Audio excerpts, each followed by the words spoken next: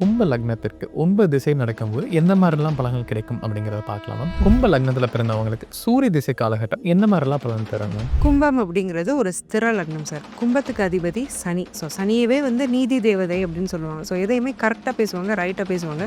தன்னால் முடியும்னா மட்டும் அந்த கமிட்மெண்ட்டை கொடுப்பாங்க. அதேமாதிரி இந்த பொய் சத்தியம் பண்ணுவாங்க இல்லையா, அதெல்லாம் சுத்தமாக பிடிக்காது. கும்ப லக்னத்தில் பிறந்தவங்களுக்கு இந்த சூரியன் ஆகப்பட்டவர் வந்து 7ஆம் அதிபதி. ஸோ 7ஆம் அதிபதிங்கிறவர் சந்திர திசை நடக்கும் காலகட்டத்தில் அம்மா வழி உறவுகள் அப்படிங்கிறவங்க கிட்ட கொஞ்சம் கவனமாக இருந்துக்கணும். செவ்வாய் திசை நடக்கும் காலகட்டத்தில் செவ்வாய் தசைங்கிறது ரொம்பவே கவனமாக இருக்க வேண்டிய ஒரு தசை. என்ன காரணம்னா, ராகு திசை நடக்கும்போது 3ல் உட்காந்து ராகு தசை நடத்தும் போதோ, 8ல் உட்காந்து ராகு தசை நடத்தும் போதோ இந்த கும்ப லக்னத்தில் பிறந்தவங்க வெஹிக்கிள் ஹேண்ட்லிங் அப்படிங்கிறதுல ரொம்ப கவனமாக இருக்கணும். குரு திசை நடக்கும் காலகட்டத்தில் வெளிநாட்டு யோகம், வெளிநாட்டு வாழ்க்கை, அதன் மூலமாக வசதி முன்னேற்றம் அப்படிங்கிறது குரு கண்டிப்பாக கொடுத்துருவாரு. சனி திசை காலகட்டத்தில் ஆயுள் காரகனா சனி இருக்கிறதுனால அது சம்மந்தப்பட்ட ஒரு புதன் திசை நடக்கும் காலகட்டத்தில் ஹார்மோனல் ப்ராப்ளம்ஸ்னால கஷ்டப்படுவாங்க. மென்னாக இருக்கட்டும், விமனாக இருக்கட்டும். கேது திசை நடக்கும் காலகட்டத்தில் குடும்ப வாழ்க்கையிலையும் சோஷியல் லைஃப்லையுமே கண்டிப்பாக பிரச்சனையை கேது கொடுக்க தான் செய்வார். சுக்கிர திசை நடக்கும் காலகட்டத்தில் கும்ப லக்னத்தில் பிறந்தவங்க இந்த சுக்கிர தசைங்கிறது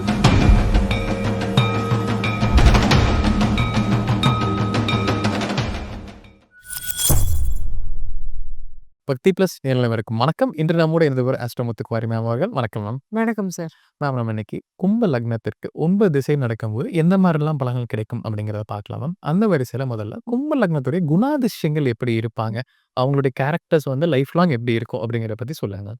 கும்பம் அப்படிங்கிறது ஒரு ஸ்திர லக்னம் சார். கும்பத்துக்கு அதிபதி சனி. ஸோ சனியவே வந்து நீதி தேவதை அப்படின்னு சொல்லுவாங்க. ஸோ எதையுமே கரெக்டாக பேசுவாங்க, ரைட்டாக பேசுவாங்க. தன்னால் முடியும்னா மட்டும் அந்த கமிட்மெண்ட்டை கொடுப்பாங்க. அதேமாதிரி இந்த பொய் சத்தியம் பண்ணுவாங்க இல்லையா, அதெல்லாம் சுத்தமாக பிடிக்காது. நீ ப்ராமிஸ் பண்ணுன்னு கேட்டாலே, நான் ஏன் ப்ராமிஸ் பண்ணணும், நான் சொல்கிற வார்த்தை கரெக்டு தான் அப்படின்னு தான் மேலே ஒரு நம்பிக்கை அப்படிங்கிறது அவங்களுக்கு இருக்கும். அதேமாதிரி ரொம்ப பங்க்சுவலான ஒரு பீப்புள். டைம் கீப் அப் பண்ணுறது அப்படிங்கிறதுக்கு ரொம்ப முக்கியத்துவம் கொடுப்பாங்க. கரெக்டாக 10 மணிக்கு நிற்கலனாலும் அட்லீஸ்ட் ஒரு 10:15 உள்ளே போயிடுவாங்க. ஸோ எத்தனை மணிக்குப்பா நீ வர அப்படின்னா, ஒரு 10 10:30னா 10 10:30யான்னு கேட்பாங்க. ஸோ அந்த அளவுக்கு அந்த டைம் கிளாரிட்டி அப்படிங்கிறதுல ரொம்ப கரெக்டாக இருக்கக்கூடிய ஆட்கள்.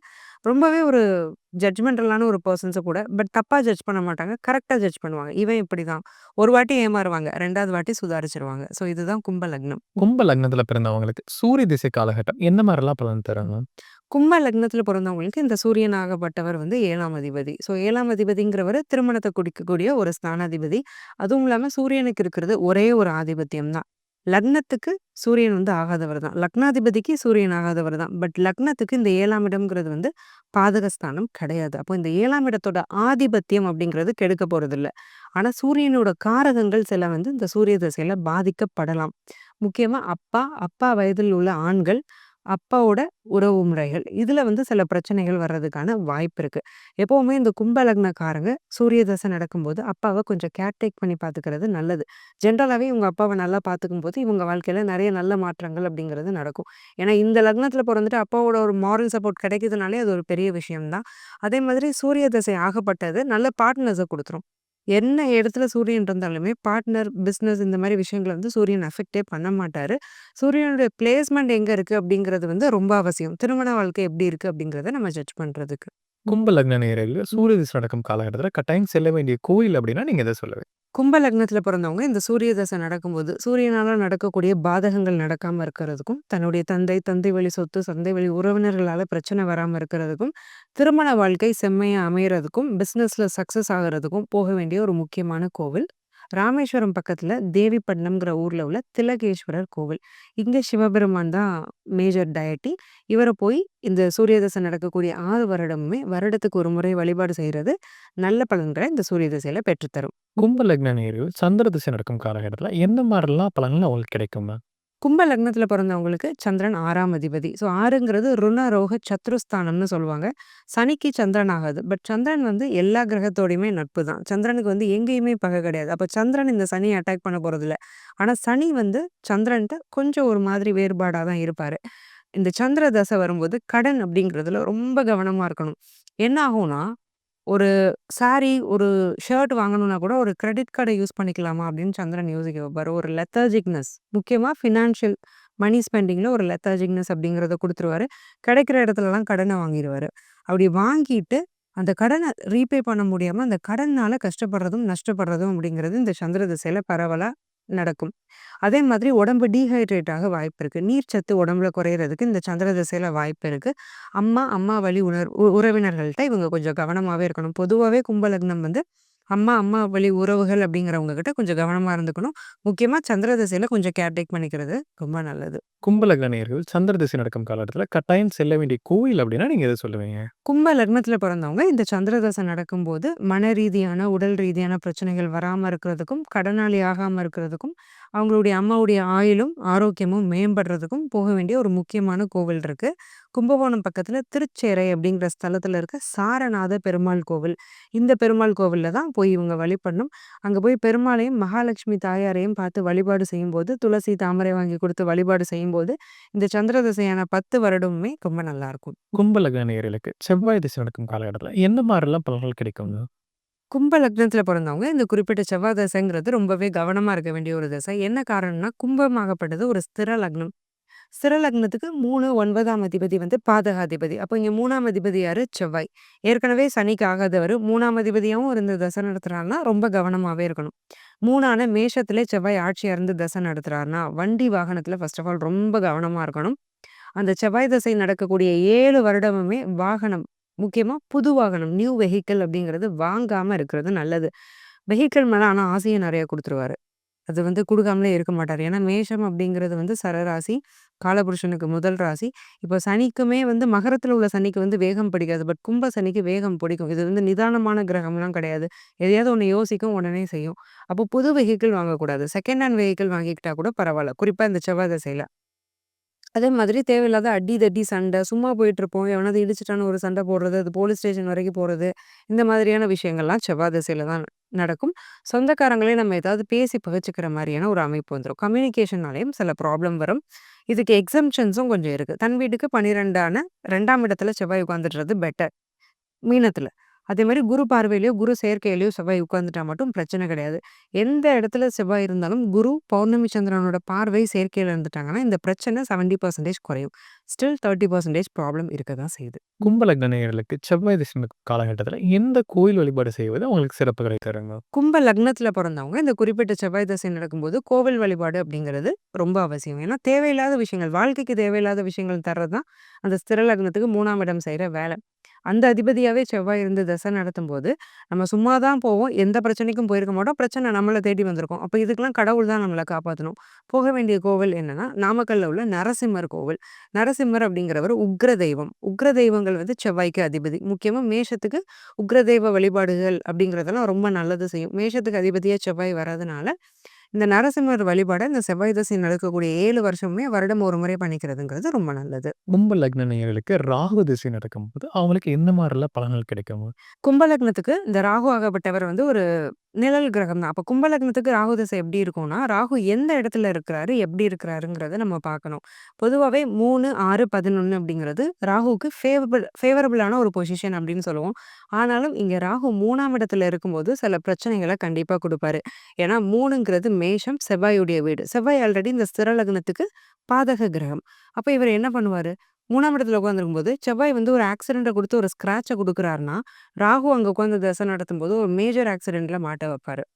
ஸோ ஒரு லைஃப் ஸ்டைல் சேஞ்சஸ், ஒரு லைஃப் ஸ்டைல் டிஃபெக்ட் அப்படிங்கிறத கூட இந்த ராகு தசை குடுத்துரும். அப்போ 3ல உட்கார்ந்து ராகு தசை நடத்தும்போதோ, 8ல உட்கார்ந்து ராகு தசை நடத்தும்போதோ, இந்த கும்ப லக்னத்துல பொறந்தவங்க வெஹிக்கிள் ஹேண்ட்லிங் அப்படிங்கிறதுல ரொம்ப கவனமா இருக்கணும். சரி, ராகு அப்ப எந்த இடத்துல உட்கார்ந்தா நல்லது? 6ல உட்கார்ந்தா நல்லது. கடன் வாங்க வைப்பாரு. கடன் மூலமா முன்னேற வைப்பாரு. கடன் அடைக்க வைப்பாரு. 11ல இருந்தா கேட்கவே வேண்டாம். லாபஸ்தானம், குருவுடைய வீடு வேற. தனுசு. கொட்டி குடுத்துரும். என்ன பிசினஸ் பண்ணாலும் சக்சஸ். 10,00,00,000 நமக்கு ப்ராஃபிட் வரும்னா, அங்க 100,00,00,000 வரும். லாபஸ்தானம் அப்படிங்கிறது அந்த அளவுக்கு ரொம்ப பவர்ஃபுல்லான ஒரு இடம். ஸோ இந்த 11ஆம் இடத்துல ராகுடைய பிளேஸ்மென்ட் அப்படிங்கிறது கும்ப லக்னத்துக்கு ரொம்ப நல்லாருக்கும். கும்ப லக்ன நேயர்களுக்கு ராகு திசை நடக்கும்பொழுது கட்டாயம் செல்ல வேண்டிய கோயில் அப்டின்னா நீங்க எத சொல்லுவீங்க? கும்ப லக்னத்துல பிறந்தவங்க இந்த ராகு தசை நடக்கும்போது விபரீதமான விஷயங்கள் எதுவும் நடக்கக்கூடாது. பாசிட்டிவான நல்ல விஷயங்களே ராகுவால நடக்கணும்னா, கண்டிப்பா போக வேண்டிய கோவில் பாமினி அப்படிங்கிற ஒரு கோவில். இது எங்க இருக்குன்னா, மன்னார்குடியிலருந்து 3 கிலோமீட்டர்ல இருக்கு. பிரத்யேகமா ராகு கேதுக்களான கோவில் வந்து இந்த பாமினி கோவில். இந்த கோவிலுக்கு போய் இந்த ராகு தசை நடந்து முடியிற வரைக்கும் வருஷா வருஷம் போய் வேண்டிக்கிட்டா, நல்ல ஒரு விஷயங்கள்ங்கிறது, நல்ல மாற்றங்கள்ங்கிறது வாழ்க்கையில வரும். கும்ப லக்ன நேயர்களுக்கு குரு திசை நடக்கும் காலகட்டத்தில எந்த மாரிலாம் பலன்கள் கிடைக்குங்க? கும்ப லக்னத்துல பிறந்தவங்களுக்கு குரு தசை அப்படிங்கிறது நியூட்ரலா தான் இருக்கும். ஏன்னா கும்பத்துக்கு 2, 11 இது 2மே வந்து ரொம்ப பாதக ஸ்தானம்லாம் கிடையாது. அப்போ குரு கொட்டி குடுத்துருவாரா? அதுவும் கிடையாது. ஏன்னா குரு வந்து ஒரு மிதமான ஒரு கிரகம் தான். ஒரு என்ன சொல்றது? குரு வந்து ரொம்ப நல்லது செய்யவும் இங்க கடமைப்பட்டவர் இல்ல. இத கெடுக்கவும் கடமைப்பட்டவர் இல்ல. அப்போ குரு திசையில என்னதான் ரோல் ப்ளே பண்ணும்னு கேட்டீங்கன்னா, குரு உட்கார்ந்திருக்கிற இடம். ஸோ குரு வந்து 2ஆம் இடமான குடும்பஸ்தானத்திலே உட்கார்றாரு அப்படின்னா, குடும்பத்தில கண்டிப்பா பிரச்சனைய குடுப்பாரு. ஏன்னா, "அந்தணன் தனித்து நின்ற இடத்தில் அவதிகள் மெத்த உண்டுன்னு" ஒரு கான்செப்ட் உண்டு. ஸோ, குரு வந்து எந்த இடத்துல நிக்கிறாரோ, அந்த இடத்துல ஒரு பிரச்சனைய வந்து குடுப்பாரு. அப்போ 2ஆம் இடம்ங்கிறது குடும்பஸ்தானம். அப்போ மேரேஜ கொஞ்சம் டிலே பண்ணிவிட பாசிபிலிட்டீஸ் இருக்கு. பட் நல்ல லைஃப் பார்ட்னர கண்டிப்பா குடுத்துருவாரு. 3ஆம் இடத்துல குரு இருக்கிறது நல்லது இல்ல. என்னதான் இருந்தாலும் அது ஒரு பாதக ஸ்தானம். அங்க ஒரு சுபகிரகம் இருக்கிறது தேவையில்லாத விஷயங்கள தான் குடுக்கும். 6ல குரு இருந்தா கண்டிப்பா கடன் நோய் எதிரி. இந்த 3 விஷயங்கள்ல ஒண்ணு குடுத்துட்டே இருப்பாரு. 5ஆம் இடத்துல குரு இருந்தாலுமே ஒரு புத்திர தடை, தாமதத்த குடுப்பாரு. ஆனாலும் ஆண் வாரிசுக்கு கண்டிப்பா வாய்ப்புண்டு. ஸோ குரு வந்து எந்தெந்த இடத்துல இருக்கலாம் அப்படின்னு நீங்க கேட்டீங்கன்னா, செவ்வாயுடைய வீடான 10ஆம் இடத்துல இருக்கலாம். ஸோ தொழில் விருத்தி, வெற்றி அப்படிங்கிறத குடுத்துருவாரு. குரு தன்னுடைய சொந்த வீடான 11ல இருந்தாலுமே அது ரொம்ப நல்ல விஷயம் தான். தொழில் மூலமா நல்ல லாபம் அப்படிங்கிறத குடுத்துருவாரு. 12ல குரு இருந்தாலுமே, நீசம் ஆனாலுமே பிரச்சனை இல்ல. வெளிநாட்டு யோகம், வெளிநாட்டு வாழ்க்கை, அதன் மூலமா வசதி, முன்னேற்றம் அப்படிங்கிறத குரு கண்டிப்பா குடுத்துருவாரு. கும்ப லக்ன நேயர்கள் குருதிசை நடக்கும்பொழுது கட்டாயம் செல்ல வேண்டிய கோயில் அப்படின்னா நீங்க எத சொல்லுவீங்க? கும்ப லக்னத்துல பொறந்தவங்க இந்த குருதசை நடக்கும்போது, அவங்களுக்கு அந்த தெய்வ வழிபாடு அப்படிங்கிறது ரொம்ப அவசியம். ஏன்னா குரு ஒண்ணும் யோகர் கிடையாதுங்க. அதேமாரி பாதகமும் செய்ய போறதில்ல. இருந்தாலும் நல்லா போறதுக்கு நம்ம வழிபாடுங்கிறது ரொம்ப முக்கியம். குரு அப்படின்னாலே குருமார்கள், சித்தர்கள குறிப்பாரு. அப்போ 18 சித்தர்கள்ல ஒருத்தரான பாம்பாட்டி சித்தருடைய வழிபாடு அப்படிங்கிறது ரொம்ப நல்லது. எல்லாருக்குமே பாம்பாட்டி சித்தர் வந்து மருதமலையில இருக்காருன்னு தான் தெரியும். மருதமலையில பாம்பாட்டி சித்தருக்கான ஒரு மண்டபம் இருக்கே தவிர, பாம்பாட்டி சித்தர் உண்மையா ஜீவ சமாதி ஆயிருக்கிறது தென்காசி மாவட்டத்துல உள்ள சங்கரன் கோவில். அங்க உள்ள சங்கரநாராயணர் கோமதி கோவிலுக்கு சரியா பின்னாடி தான் பாம்பாட்டி சித்தரோட உண்மையான ஜீவ சமாதி அப்படிங்கிறது இருக்கு. அந்த இடத்த தேடி போய் பாம்பாட்டி சித்தர வழிபட்டுக்கிறது ரொம்ப நல்ல பலன்கள இந்த குருதசையான 16 வருஷமும் பெற்றுத்தரும். வருடத்துக்கு ஒரு முறை இந்த கோவிலுக்கு போறதுங்கிறது ரொம்ப நல்லது. கும்ப லக்ன நேயர்களுக்கு சனிதிசை காலகட்டத்தில எந்த மாரிலாம் பலன்கள் கிடைக்குங்க? கும்ப லக்னத்துக்கு சனி தான் லக்னாதிபதி. இந்த சனி தசை நடக்கும்போது நெறைய எஃபோர்ட்ஸ் அப்படிங்கிறத போட வைப்பாரு. எஃபோர்ட்ஸ் போட்டா மட்டுமே வெற்றிய குடுப்பாரு. என்னதான் லக்னாதிபதியா இருந்தாலும் ரொம்ப நிதானமான கிரகம், ஸ்லோவஸ்ட் மூவிங் கிரகம், விடாமுயற்சி, ஹார்ட் ஒர்க் அப்படிங்கிறது சனிக்கு ரொம்ப பிடிக்கும். ஸோ அவரே லக்னாதிபதியா இருந்து தசை நடத்தினாலும் இந்த 2யும் எதிர்பார்ப்பாரு. இந்த 2யும் குடுக்கும் பட்சத்தில அவரும் வெற்றிய குடுக்க தயங்குறதில்ல. சனி வந்து வீக்கா இருந்தாலோ, அதாவது நீசமா இருந்தாலோ, மேஷத்துல 3ஆம் இடத்துல நீசமா இருந்தாலோ, அல்லது ஆயுள் ஸ்தானத்த சனியே பார்த்தாலோ, அல்லது 8ஆம் அதிபதியான சூரியன், ராகுவுடைய சேர்க்கை இருந்தாலோ மட்டும், ஒரு 2 வருஷத்துக்கு ஒருக்கா ஆயுள் ஹோமம் அப்படிங்கிறத பண்ணிக்கிறது நல்லது. இது ஆயுள கெடுக்கும்னு நான் சொல்ல வரல. ஆயுள் காரகனா சனி இருக்கிறதுனால, அது சம்மந்தப்பட்ட ஒரு ஹோமத்த பண்ணிக்கிறது, சனி சம்மந்தப்பட்ட சில நல்ல விஷயங்கள குடுக்கும். கும்ப லக்ன நேயர்களுக்கு சனிதிசை நடக்கும் காலகட்டத்தில கட்டாயம் செல்ல வேண்டிய கோயில் அப்படின்னா நீங்க எத சொல்லுவீங்க? கும்ப லக்னத்துல பிறந்தவங்களுக்கு இந்த சனி தசை நடக்கும்போது, சனி என்னதான் லக்னாதிபதியாவே இருந்தாலும், அவர் ஒரு பாவ கிரகம் தான். ஸோ, அப்போ சனி இருக்கிற இடத்த பொறுத்து தான் பலன் தருவாருங்கிறதையும் பார்த்தோம். இந்த சனி தசை ரொம்ப யோகமாவும், சக்சஸ்ஃபுல்லாவும் அமையறதுக்கு கடவுள் வழிபாடு, கோவில் வழிபாடுங்கிறது ரொம்ப முக்கியம். அப்படி இந்த கும்ப லக்னக்காரங்க சனி தசை நடக்கும்போது போக வேண்டிய கோவில், விழுப்புரம் மாவட்டத்துல செஞ்சில உள்ள வெங்கடராமசுவாமி கோவில். இது ஒரு பெருமாள் கோவில். சனிக்கு அதிபதியே பெருமாள் ஆஞ்சநேயர் தான். ஸோ இந்த பெருமாள் கோவிலுக்கு போய் இந்த சனி தசை நடக்கக்கூடிய 19 வருடமும் வருடத்துக்கு ஒரு முறை வழிபாடு செஞ்சுக்கிறது ரொம்ப நல்ல பலன்களை ஏற்படுத்தி கொடுக்கும். கும்ப லக்ன நேயர்களுக்கு புதன் திசை நடக்கும் காலகட்டத்தில எந்த மாரிலாம் பலன்கள் கிடைக்குங்க?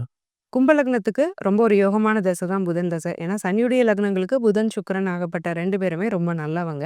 இங்க புதனுக்கு வந்து 2 ஆதிபத்தியம் இருக்கு. ஒண்ணு 5ஆம் இடம், இன்னொன்னு 8ஆம் இடம். 8ஆம் அதிபதியாவே புதன் வந்தாலும் தள்ளி போய் பொழைக்க வச்சு நல்ல யோகத்த குடுப்பாரே தவிர்த்து கெடுக்க மாட்டாரு. ஆனா அந்த புதனுக்கு பாவ கிரகங்களோட சம்பந்தம் 8ஆம் இடத்துல இல்லாம இருக்கிறது நல்லது. இன்ஃபாக்ட் புதன் வந்து 8லே கன்னியிலே இருந்தாலுமே நல்ல ஆயுள குடுத்துருவாரு. ஹெல்த் இஷ்யூஸ பெருசா குடுக்க மாட்டாரு. சுத்தி இருக்கிறவங்களால யோகம், லாபம் எதையுமே ரொம்ப மெனக்கிடாம ஈஸியா உங்களுக்கு கிடைச்சிரும். சரி 5ல வந்து புதன் இருக்கிறாருன்னா என்ன மாதிரியான பலன்கள் நடக்கும்? பூர்வ புண்ணிய ஸ்தானம். அப்போ நெறைய நல்ல விஷயங்கள செஞ்சுட்டு, அதுக்கான ஒரு யோகத்த அனுபவிக்க பிறந்த ஒரு நல்ல பிறப்புன்னு அத எடுத்துக்கலாம். புதன் தசை நடக்கக்கூடிய என்டயர் வருஷங்களுமே நல்ல நல்ல பலன்கள், எதுவுமே நினைக்கிறது நடக்கிறது. ஒரு வீட்டுக்கு ஆசைப்பட்டா ஒரு 2 வீடா கிடைக்கிறது. ஒரு ரூ. 1,00,000 பணம் சம்பாதிக்கணும்னு நெனைச்சா ஒரு 2,00,000 சம்பாதிக்கிறது. இந்த மாரி அந்த யோகத்த இது மல்டிப்ளை பண்ணி குடுக்கும். இந்த 5ஆம் இடம்ங்கிறது. அப்போ புதன் இருக்கக்கூடாத இடம் அப்படின்னு ஏதாவது இருக்கான்னு நீங்க கேட்டீங்கன்னா, புதன் கண்டிப்பா சனியுடைய சொந்த வீடான கும்பத்துல இருக்கக்கூடாது. லக்னத்திலே புதன் இருக்கிறது சில கெட்டத பண்ணும். என்னதான் இருந்தாலும் அஷ்டமாதிபதி. கும்பம்ங்கிறது ஸ்திர ராசி. அப்போ அந்த இடத்துல வந்து புதன் இருக்கிறது ரெக்கமெண்டபிள் கிடையாது. அதே மாதிரி புதன் சனியோட சேரக்கூடாது. புதனும் ஒரு அலிக்கிரகம், சனியும் அலிக்கிரகம். புதன், சனி சேர்க்கை உள்ளவங்க ஹார்மோனல் ப்ராப்ளம்ஸ்னால கஷ்டப்படுவாங்க. மென்னா இருக்கட்டும், விமனா இருக்கட்டும். இந்த சேர்க்கை இருக்கும்போது கொஞ்சம் கவனமாவே இருக்கணும். புதன், ராகு சேர்க்கை, புதன், செவ்வாய் சேர்க்கைங்கிறதும் நல்ல விஷயம் கிடையாது. மித்தபடி மேக்ஸிமம் புதன் தசை ரொம்ப ஃபேவரபிளா தான் இருக்கும். கும்ப லக்ன நேயர்களுக்கு புதன் திசை நடக்கும் காலகட்டத்துல கட்டாயம் செல்ல வேண்டிய கோயில் அப்படின்னா நீங்க எத சொல்லுவீங்க? கும்ப லக்னத்துல பிறந்தவங்க புதன் தசை என்னதான் யோகமா இருந்தாலும் அஷ்டமாதிபதியாவும் புதன் வர்றதுனால புதனோட பிளேஸ்மெண்ட்டை பொறுத்து சில டிஃபெக்ட்ஸ் நடக்கும். சில பிரச்சனைகள் நடக்கும்.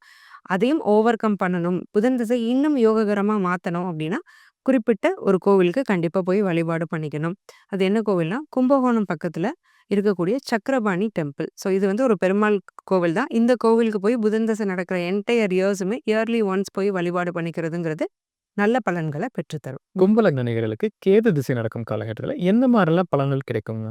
கும்ப லக்னத்துக்கு கேது ஆகப்பட்டவர் கண்டிப்பா கெடுக்க போறதில்ல. ஆனா கேது கண்டிப்பா 3ஆம் இடத்துல இருக்கக்கூடாது. 8ஆம் இடத்துல இருக்கக்கூடாது. 12லயோ 2ஆம் இடத்துலயோ இருக்கக்கூடாது.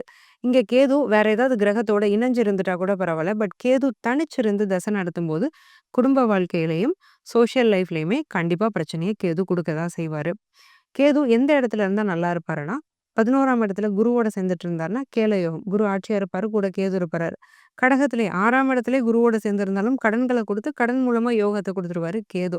ஸோ இந்த 4 இடங்கள தவிர்த்து, மீதி இந்த 2 இடங்கள்ல ரொம்ப சூப்பரா இருக்கும். மீதி இருக்கிற இடங்கள்ல கேது வந்து கெடுக்க போறதில்ல. நியூட்ரலான பலன்கள இருக்கிற இடத்துக்கு தகுந்த மாரி குடுத்துட்டே இருப்பார். கும்ப லக்ன நேயர்களுக்கு கேது திசை நடக்கும் காலகட்டத்துல கட்டாயம் செல்ல வேண்டிய கோயில் அப்படின்னா நீங்க எத சொல்லுவீங்க?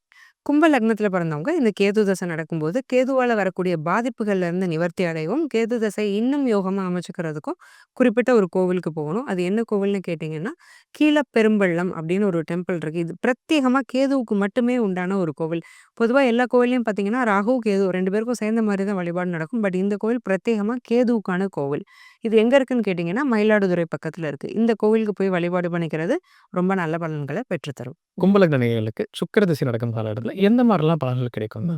கும்ப லக்னத்துல பிறந்தவங்க இந்த சுக்கிர தசைங்கிறது ஒரு லாட்டரி லக் மாதிரி தான். ஏன்னா எல்லாமே ஈஸியா கிடைக்கும். நினைக்கிறதெல்லாம் நடக்கும். பார்க்குறதெல்லாம் கிடைக்கும். ஒரு பொருள் பார்த்து வேணும்னு கேட்டா தான் நமக்கெல்லாம் கிடைக்கும். பட் இவங்க பார்த்தாங்கன்னாலே அதுக்கு கைக்கு வந்துரும். அந்த அளவுக்கு சுக்கிரன் ஃபேவர் பண்றவரு தான். ஆனா இருக்கிற இடம் அப்படிங்கிறது ரொம்ப முக்கியம். இங்க 4 9ஆம் அதிபதி. 9ஆம் இடம்ங்கிறது பாதக ஸ்தானம். அப்போ சுக்கிரன் 9லயே ஆட்சியா இருக்கிறத விட 4ஆம் இடத்துல இருந்தார்னா நல்ல சொத்து சேரும். அழகா சேரும். அப்பாவோட சொத்து வரும். அம்மாவோட சொத்து வரும். ஹஸ்பண்டோட சொத்து வரும். ஒய்ஃபோட சொத்து வரும். அண்ணன் தம்பியும் கொஞ்சம் நமக்கு நெறைய ஷேர்ஸ் குடுப்பாங்க. இந்த மாரி சொத்துனால யோகம். நம்மளே சம்பாதிக்காம நம்ம கைக்கு சொத்து வரக்கூடிய ஒரு யோகம் இருக்கு. 9ஆம் இடத்துல இருந்தா பணத்த மட்டும் சுக்கிரன் அள்ளி குடுத்துருவாரு. பட் லைஃப்‌க்கான நிம்மதி, ஒரு ரிலேஷன்ஷிப்பு, மேரேஜு, ஃப்ரெண்ட்ஷிப் இந்த மாரியான விஷயங்கள்ல பொதுவாவே இவங்களோட ஒரு பிஹேவியரல் ப்ராஸ்பெக்ட்ஸ்ல பிரச்சனைய குடுத்துருவாரு. இவங்களுடைய பிஹேவியர் வித் அதர்ஸ் அப்படிங்கிறது கொஞ்சம் மாறுபட்டு நிக்கும். அப்போ 9ஆம் இடத்துல சுக்கிரன் ஆட்சியா இருந்து தசை நடத்துறது அந்த அளவுக்கு நல்லா இருக்காது. கும்ப லக்ன நேயர்களுக்கு சுக்கிர திசை நடக்கும் காலகட்டத்துல கட்டாயம் செல்ல வேண்டிய கோயில் அப்படின்னா நீங்க எத சொல்லுவீங்க? கும்ப லக்னத்துல பிறந்தவங்க இந்த சுக்கிர தசை நடக்கும்போது கும்பகோணத்துல இருக்கக்கூடிய சாரங்கபாணி கோவிலுக்கு போய் வழிபாடு பண்ணிக்கிறதுங்கிறது நல்லது. இது பெருமாள் கோவில் தான். ரொம்ப ஃபேமஸான ஒரு டெம்பிளும் கூட. சுக்கிர தசை நடக்கக்கூடிய 20 வருஷமுமே வருடத்துக்கு ஒரு முறை இங்க போய் பெருமாள வந்து வணங்குறது ரொம்ப நல்ல பலன்கள பெற்றுத்தரும். கும்ப லக்னத்திற்கு 9 திசை நடக்கும்போது எந்த மாரி பலன்கள் கிடைக்கும்? எந்தெந்த கோயில் சென்றால் எந்த மாரி பலன் கிடைக்கும்? அப்படிங்கிறத விலாவரியா பார்த்தோம்னா, கண்டிப்பா நம்ம நேயர்களுக்கு ஒரு பயனுள்ள கருத்துக்களா அமைஞ்சிருக்கும். ரொம்ப நன்றிங்க. நன்றி சார்.